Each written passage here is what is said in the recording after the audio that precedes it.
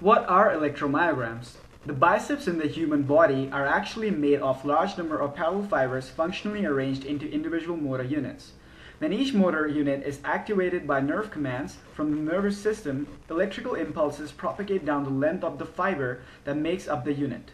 Two neighboring electrodes placed on the skin surface near the muscle will pick up different voltages in the fringe region of these electrical impulses. A plot of these voltages is called an electromyogram, or EMG. The strength of the voltage at the skin surface is very small, in order of microvolts. Therefore, amplification is required to record the EMG or displaying the EMG on an oscilloscope. A third electrode, called reference electrode, is placed away from the muscle so that it doesn't pick up any noise from nearby electrical equipment. Now let's throw some light on the circuit and see how is it built. The electrodes are attached to the bicep on the upper arm, where they pick up tiny voltages generated by nerves and muscles. Because the power in these signals is minute, attaching the electrodes directly to a circuit that draws a lot of current causes the voltage to drop to almost zero. The solution to this dilemma is to use preamps that draw approximately zero current from the electrodes while outputting the same tiny voltages as the electrodes at a much higher current level. The preamp is followed by a differential amplifier that measures the difference between the electrode voltages and multiplies the difference by 500. We use a differential amplifier because it eliminates any noise voltages from external sources that is common to both electrode signals. In this figure, E0 is the ground connection and E1 and E2 are the bicep connections. We use an op-amp LF353 chip for the amplification while building this circuit.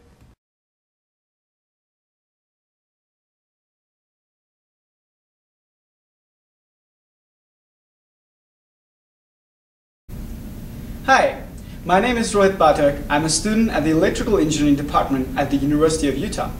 In today's experiment, we will talk about electromyograms. Electromyograms is a technique used to measure electrical signals generated out of our body.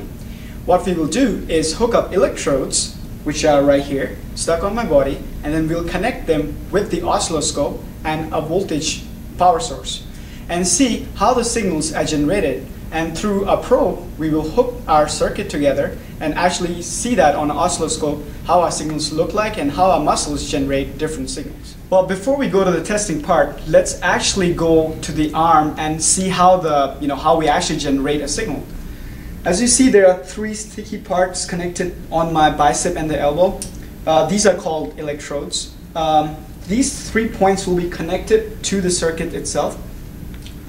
There's a special silver gooey part stuck on the bottom of these electrodes, which acts as a conductor, which takes the signal from our bicep and takes it towards the oscilloscope, and then we'll be able to see that.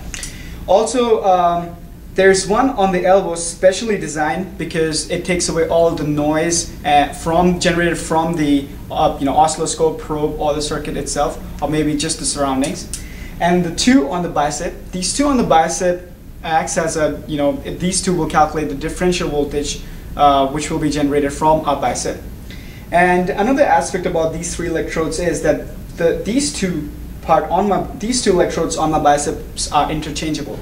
Therefore, I can switch these two around. But the one which goes, if you go back to the schematic, the one which goes from the ground to my elbow has to go to my elbow. You cannot interchange the position from the elbow to the bicep. So therefore, keeping these three things in mind, I think we should be good to test our circuit. Well, now that we have understood the mechanism of electromyogram circuit and we actually know how our arm will actually flex and produce or generate signal, we are good to go and we are actually ready to produce signals. But before we actually do anything else, let's kind of recap of why we actually need the plus and minus 9 volts. Well, the reason why we need the power source is that because our muscle, it generates a very small microvolt of signal or voltage, and therefore we need a circuit which amplifies this microvolts, and therefore we have a circuit. The plus and minus 9 volts powers up the two chips, the differential amplifier and the differential amplifier, and therefore when these two chips are powered, then we actually get the signal going. So keeping those couple of things in mind, we gotta just do a cross check as in how we connect the ground with the elbow, and the two connection on the bicep goes to the circuit.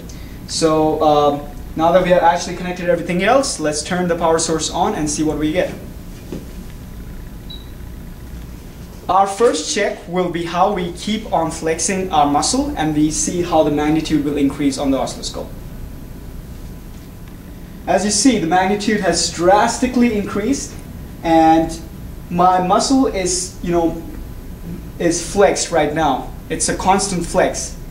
And now I'm just going to relax. And you see the magnitude now has drastically decreased. You do see there is a signal, some sort of signal still present on the oscilloscope, and that is mainly due to the human body. It's never really constant, it's never really relaxed. The bicep, the muscle is always active in some way or the other, and even though I'm not flexing it, we do see some sort of a signal. So I'll check, I'll just give a little bit of a variation to the signal. Now let's do something which we do a lot. We snap our fingers, but we never use a muscle, or at least we say that we never use a muscle. But this technique will actually show that we do require a muscle when we snap our fingers. And here you go. As you can see, we see some sort of a signal when we snap our finger, and this kind of proves that even when we snap our fingers, we do require muscles, even though we're not, making a conscious effort to use our muscles, but involuntarily we are actually using them while snapping. And there are a lot of fun stuff you can try with this technique, and this is pretty much to the electromyogram circuit. Now that we have actually learned that how electromyogram technique works and how the circuit works, I'll just wrap up by saying that electromyogram technique has been a very useful and integral part of biology in recent years, and it is used to diagnose muscle or nerve disorders. It has also been used in research and laboratories.